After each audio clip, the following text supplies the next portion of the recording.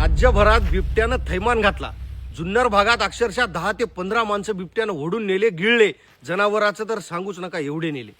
ह्याचं कारण वाढतं शहरीकरण आणि जंगलतोड आहे. आता त्याच्यावर हमखास उपाय करायचा सोडून काल ह्यावर एक तोडगा काढला. तोडगा आपल्या वनमंत्र्यांना असा काढला की बोलायचं काम नको. बिबट्याचे हल्ले रोखण्यासाठी जंगलात 1 कोटी शेळ्या आणि बकऱ्या सोडणार म्हण. आता आपले महाराष्ट्रातले फॉरेस्ट अधिकारी गॅबियन खातेतं, TCM खातेतं, CCT खातेतं, वनतळे खातेतं, ते चेन फेन्सिंगचं कंपाऊंड खातेतं, सागवान खातेतं आणि बोकड्या सोडणार होय.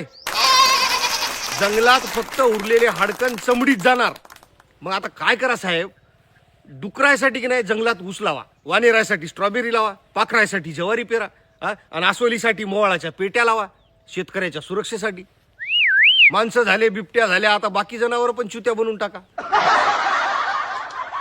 मला टेन्शन यायलं. मग आयला आता एवढ्या बकऱ्या कापणार म्हणलं तर ते मेंटल मंत्रिमंडळाचा मेंटल मंत्री ते नितेश राणे तर राजीनामा देऊन हिमालयात जाणार नाही. म्हणजे जखम बोटाला आणि मलम पोटाला. निव्वळ गाढवपणा चालू आहे. म्हणजे दुर्योधनाचे हात छाटण्यापेक्षा द्रौपदीला साड्या पुरवत राहायचं. अजून एक उदाहरण आठवलं सांगतो. म्हणजे आता जर बलात्कार व्हावा नाही म्हणून कायदा कडक करायचा सोडून गावागावात बुधवार पेठा उभारणार.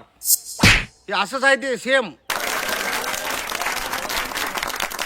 1 कोटी बकऱ्या, 30 कोटी झाडं, चायला कोटीशिवाय बातच नाही. बरं आता तुम्ही बिबट्याचे लाड पुरवायचे ठरवलेस तर आता आम्ही तरी काय करणार. तुमच्या कशा ढेऱ्या वाढल्या तशा त्याच्याही वाढवा. बाबांनो, तुम्ही किती बकऱ्या सोडल्या ना तरी 4 महिन्यात बकऱ्या संपल. मग बिबटे डायरेक्ट कुपाट्यातून गोठ्यात.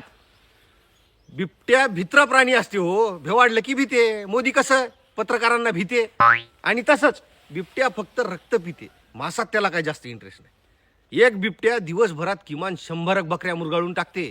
त्यामुळं जाऊ द्या, आपण काही सांगून काही उपयोग नाही भावांनो. पण साधी गोष्ट आहे, कळायला पाहिजे लोकांची मागणी काय, आपण करतोय काय.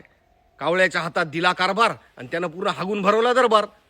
आणि हे सगळं शेतकऱ्याच्या मुळावर आहे. मला सांगा, एकदमच एवढी बिबट्याची संख्या कसं काय वाढली हो? डुकराची नाही वाढली, अस्वलीची नाही वाढली, त्या रोयटाडाची नाही वाढली. बरं वाढली तर वाढली, ती एकदमच कसं काय एवढ्या आकातले डायरेक्ट गावात यायले? रात्री तर सोडा, दिवसा पण कोणी शेतात चाललं नाही. मला तर अशी शंका येते की हा एक डाव आहे. असू शकते. तुम्हाला काय वाटतं कमेंट करून कळवा.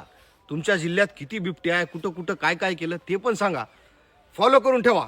जय महाराष्ट्र.